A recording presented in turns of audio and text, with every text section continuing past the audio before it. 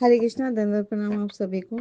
तो आज एक हम बहुत सुंदर सा टॉपिक लाए हैं। श्री तुलसीदास जी का, रामचरितमानस जी का बहुत सुंदर ये प्रसंग है, अरण्य कांड में आता है, जहाँ भगवान राम जी शबरी जी के साथ वार्ता करते हैं और उनको सुंदर शिक्षाएं देते हैं। तो इस विषय का नाम है राम जी की शिक्षाएं। तो जब शबरी उनको सेवा करती है और उनको पूरी तरह से संतुष्ट करती हैं, तो भगवान राम उनसे इतने प्रसन्न होते हैं कि वो उनसे समझाते हैं और बताते हैं कि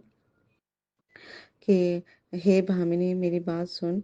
मैं केवल भक्ति इसका ही संबंध मानता हूँ। जाति पाति कुल धर्म बढ़ाई धन बल कुटुंब गुण और चतुरता, इन सब के होने पर भी भक्ति से रहित मनुष्य कैसा लगता है, जैसे जलहीन बादल दिखाई पड़ता है। तो अब भगवान कह रहे हैं कि मैं तुझसे अब अपनी नवधा भक्ति कहता हूँ, तो तू सावधान होके सुन और मन में धारण कर। तो भगवान बताते हैं, पहली भक्ति है संतों का सत्संग, यानी कि शुद्ध भक्तों का संग, ये पहली भक्ति है।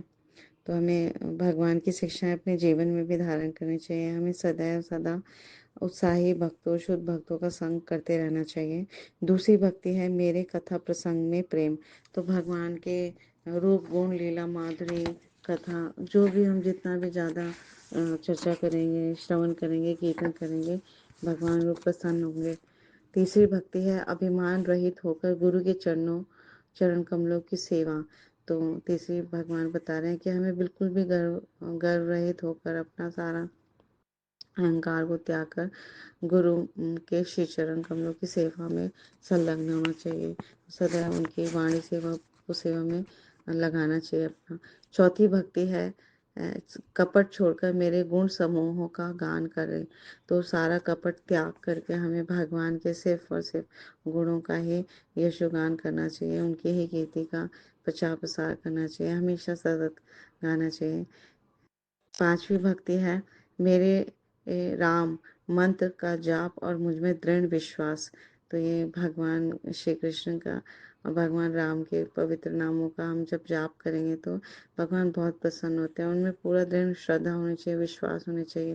तो इस कलयुग में हम जब गाते हैं हरे कृष्णा कृष्णा कृष्णा हरे हरे, हरे रामा राम राम हरे हरे, तो इस महामंत्र से भगवान बहुत प्रसन्न होते हैं। इसमें पूरी श्रद्धा के साथ हमें जाप करना चाहिए और ये सारे वेदों में प्रसिद्ध है, ऐसा भगवान कह रहे हैं, जो सारे वेदों में प्रसिद्ध है, सारे वेदों का सार है भगवान के पवित्र नामों का जाप करना। छठी भक्ति है इंद्रियों का निग्रह, शील, अच्छा स्वभाव या चरित्र, बहुत कार्य से वैराग्य और निरंतर संत पुरुषों के धर्म में लगे रहना। तो छठी भक्ति समझा रहे हैं कि हमें कैसे अपने इंद्रियों को कंट्रोल करना चाहिए, नियंत्रित करना चाहिए, और शील, अच्छा स्वभाव विकसित करना चाहिए, चरित्र विकसित करना चाहिए, और जो भौतिक संसार के जो कार्य हैं उनसे विरक्ति उत्पन्न करनी चाहिए, और निरंतर संत पुरुषों का आचरण करना चाहिए। साधु स्वभाव हमें अपने जीवन में आचरण करना चाहिए और विकास करना चाहिए, विकसित करना चाहिए। सातवीं भक्ति है जगत भर को संभाव से मुझ में ओतप्रोत देखना और संतों को मुझसे भी अधिक करके मानना। तो बहुत सुंदर समझा रहे हैं कि पूरे संसार को भगवान राम में, कृष्ण में ही देखना चाहिए।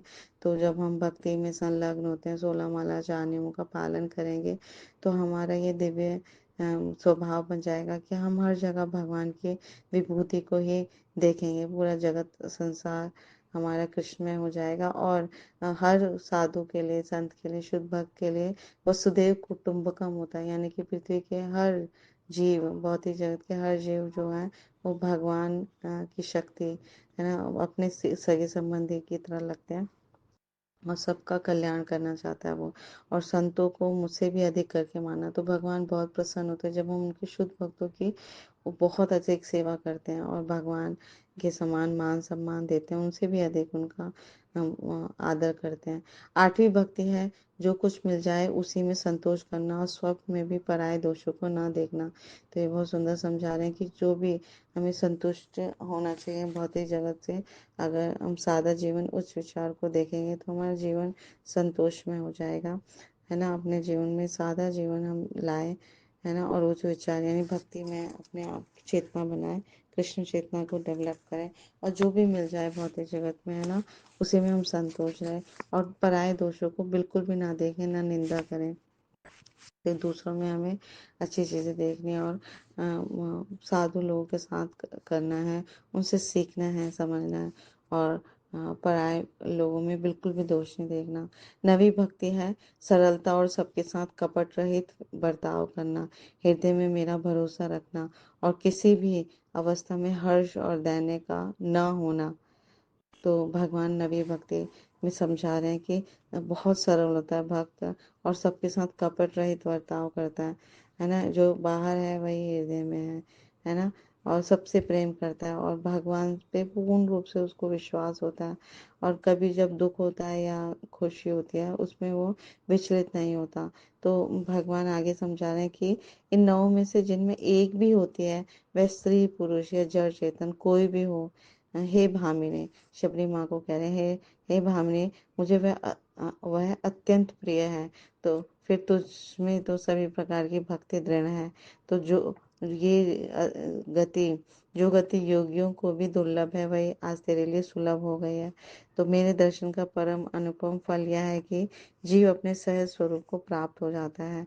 तो भगवान यहाँ समझा रहे हैं कि जो भी इनमें से नौ में से कोई एक भी भक्ति करता है या अपने जीवन में धारण करता है, तो वो भगवान को बहुत प्रिय है। तो शबरी माँ में तो 9 की 9 भक्ति थी, सारी सब प्रकार से भक्ति थी, और वो भक्ति में दृढ़ थी।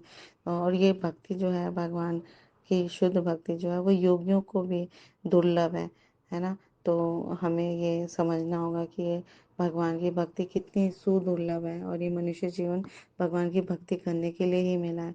तो हम इस मनुष्य जीवन को धन्य कर पाएंगे जब हम भगवान की शिक्षा को ग्रहण करेंगे। भगवान राम जो शिक्षा दे रहे हैं शबरी को, शबरी माँ के बहाने हम सभी को, पूरे मानव जाति को, सभी जीवात्मा को शिक्षा दे रहे हैं।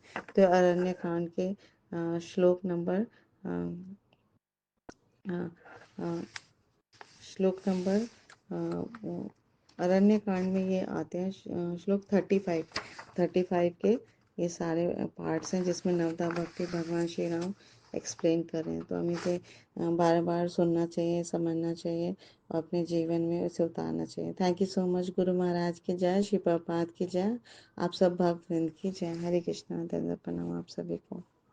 हरे कृष्ण।